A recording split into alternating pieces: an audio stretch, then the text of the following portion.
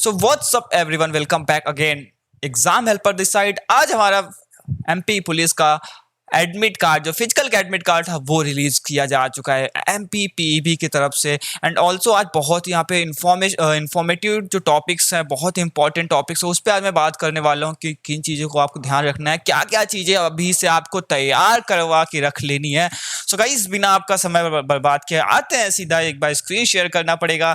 And अगर बात की जाए, यहाँ पे आप कुछ नहीं करना, सिंपली एमपीपीबी की वेबसाइट में चले जाना है। यहाँ पे अगर बात की जाए, सबसे टॉप पे लेटेस्ट अपडेट है, police constable recruitment test 2020 call letter for physical proficiency test पे यहाँ पे डिटेल्स डाल देनी है।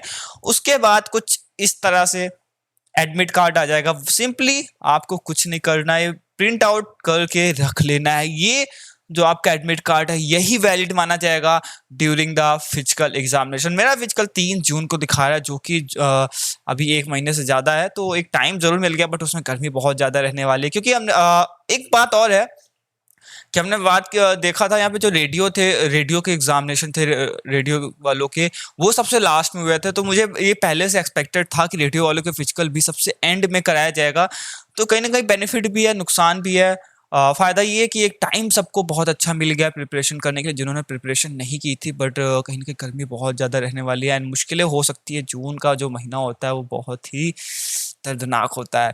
तो कुछ ऐसा आपका दिखने वाला, ये एडमिट कार्ड कुछ इस तरह से दिखने वाला ज़रूर वाला है। But rest of the topics पे अगर हम बात करते हैं, नोटिस उनके साथ इसी के साथ पे ये आया हुआ है कि वहाँ पे आपको सिंपली करना क्या है। एक मिनट, इसको रोटेट करना पड़ेगा। हाँ, तो यहाँ पे इन्होंने पहले बोल दिया है कि जो जो सफल उम्मीदवार है उनको पहुंच जाना है। डॉक्यूमेंट्स आपको क्या क्या लेके जाना है, ये ध्यान देना। आधार कार्ड आपके पास होना चाहिए। जो लोग कह रहे थे कि आप पैन या फिर वोटर आईडी लगा सकते हो, नहीं, आपका आधार ऑथेंटिकेशन वहाँ पे होगा, तो आधार कार्ड आपके पास होना चाहिए। डेट ऑफ बर्थ के लिए हाई स्कूल या इंटरमीडिएट में कोई एक सर्टिफिकेट इन्होंने जरूर मांगा। लेकिन मैं कहूँगा, अगर आप, स्पेशली मैं रेडियो वाले को बोलूंगा, उनके लिए हाई स्कूल या इंटरमीडिएट दोनों के मार्कशीट लगने वाले, तो आपको दोनों मार्कशीट लेके जाना, कोई एक मार्कशीट से काम नहीं चलने वाला है। एंड जो कि शैक्षणिक योग्यता संबंधी प्रमाण पत्र की बात करें, तो उसमें आपका 10th 12th एंड डिप्लोमा की मार्कशीट लगने वाली है। अब एक और यहाँ पे मुश्किलें आती है कि जो डिप्लोमा वाले हमारे, हमने ज़्यादातर देखा कि जो फाइनल ईयर की मार्कशीट होती है, उसमें सारे मार्क्स सेमेस्टर के लिखे हुए होते हैं, तो वो समटाइम्स वो वैलिड जरूर हो जाता है। लेकिन आपको ध्यान देना है यहाँ पे, अगर ऐसा नहीं है, इवन अगर ऐसा है तो भी आपको ट्राई करना है हर सेमेस्टर के मार्कशीट लेकर जाने। अगर ऐसा है और आपके पास सेमेस्टर मार्कशीट नहीं, तो कोई इतना खास इशू नहीं होना चाहिए मेरे हिसाब से। लेकिन अगर फाइनल ईयर के मार्कशीट पे आपके सारे मार्क्स वहाँ पे नहीं लिखे हुए हैं, ये आपको बिल्कुल ध्यान देना है। तो आपको सारे सेमेस्टर्स के मार्कशीट वहाँ पे लेके जाना होगा। अलॉन्ग विद इट सर्टिफिकेट मिलता है आफ्टर कंप्लीशन ऑफ डिप्लोमा, वो भी आपको लेके जाना है। भले यहाँ पे नहीं मांगा, बट आपको वो लेकर जाना है। मध्य प्रदेश रोजगार कार्यालय का जीवित रोजगार पंजीयन नहीं बोलना है। एमपी जेल प्रहरी में ये बहुत दिक्कत है, हमें देखने को जरूर मिली थी कि वहाँ पे रोजगार पंजीयन वालों किसी का एक्सपायर्ड है, कुछ इशू था, तो उनको वहाँ पे इन्वॉल्व नहीं किया गया था, वंचित कर जरूर दिया गया था। कास्ट सर्टिफिकेट आपको वहाँ पे लेके जाना ही जाना है। एंड अगर बाकी चीज़ों पे अगर बात की जाए, तो आपको अगर जो एमपी के डोमिसाइल रहने वाले हैं, उनको डोमिसाइल सर्टिफिकेट भी उनको वहाँ पे देना होगा। एक्स सर्विसमैन, उनको वो सर्टिफिकेट वहाँ पे देना पड़ेगा ज़रूर।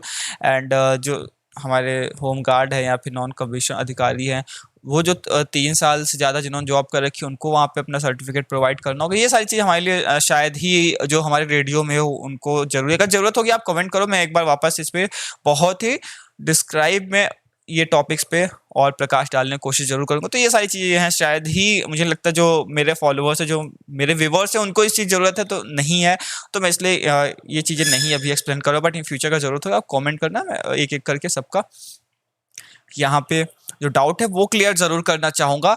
लेकिन वापस आ जाए तो यहाँ पे मूल दस्तावेज के साथ में आपको जीरोक्स करा लेनी, वाला फोटो को कॉपी करा लेनी है सारे सर्टिफिकेट्स की, दो दो।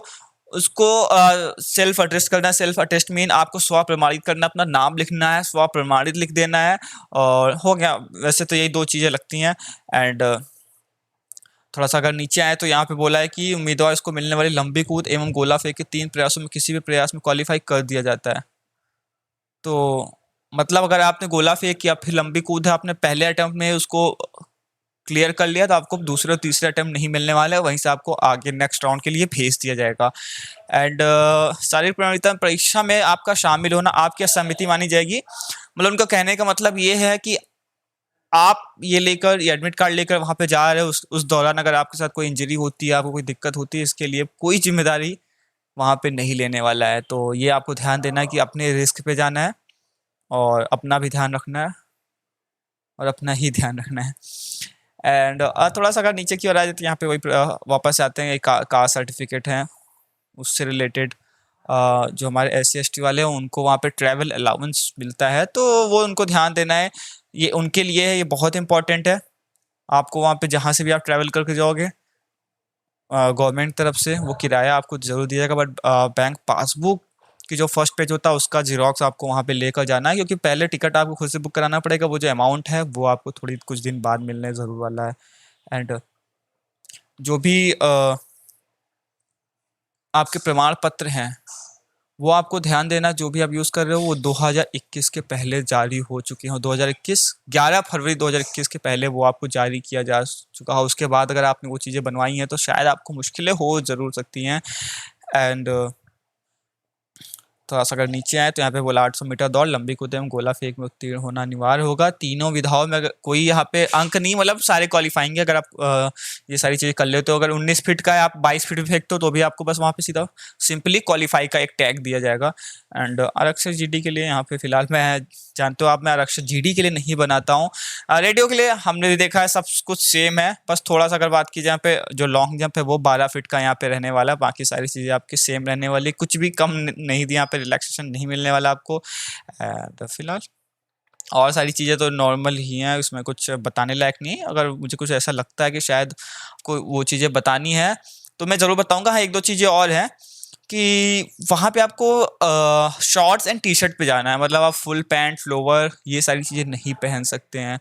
एंड लोअर पहन सकते हैं बट स्टिल फॉर्मल या फिर जीन्स ऐसा कुछ नहीं पहनना आपको। तो ये थोड़ा सा ध्यान देना है कि आप स्पोर्ट्स किट पे ही रहिए तो बेटर रहने वाला। कोई मुश्किलें वहाँ पे नहीं होगी, हालांकि कोई दिक्कत नहीं है, बट स्टिल बेटर रहेगा कि आप प्रॉपर किट पे जाओ, तो आपको रनिंग करने पे भी आपको वहाँ पे हेल्प मिलने वाली है, क्योंकि गर्मी बहुत ज़्यादा रहेगी। जितना आप कम कपड़े पहनोगे उतना थोड़ा सा आसान ज़रूर रहेगा। और सबसे जो ज़रूरी है कि आधार कार्ड को आपको यहाँ पे ध्यान देना है।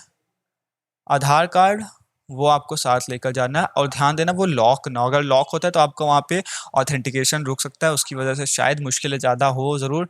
फिलहाल गाइस आज के लिए इतना ही। एंड इन फ्यूचर और भी बहुत सारी वीडियो मैं पूरा डिस्क्राइबली उनके बारे में, और जो टॉपिक्स है हॉट टॉपिक्स वो बताने वाला हूँ। किसी का कुछ एरर हो गया, किसी ने डॉक्यूमेंट्स में कोई इशू है, किसी ने फॉर्म भरने में कोई गलतियाँ की हैं, इससे रिलेटेड मैं ज़रूर बनाऊंगा। स्पेशली रोजगार पंजीयन क्रमांक से रिलेटेड बहुत ज़्यादा यहाँ पे टॉपिक्स रहने ज़रूर वाले हैं, तो इन सारी चीज़ों से रिलेटेड मैं वीडियो ज़रूर बनाना चाहूँगा। बट इसके पहले वीडियो को लाइक करना मत भूलिए, सब्सक्राइब करना मत भूलिए। मिलते हैं फिर किसी दिन। जय हिंद, वंदे मातरम।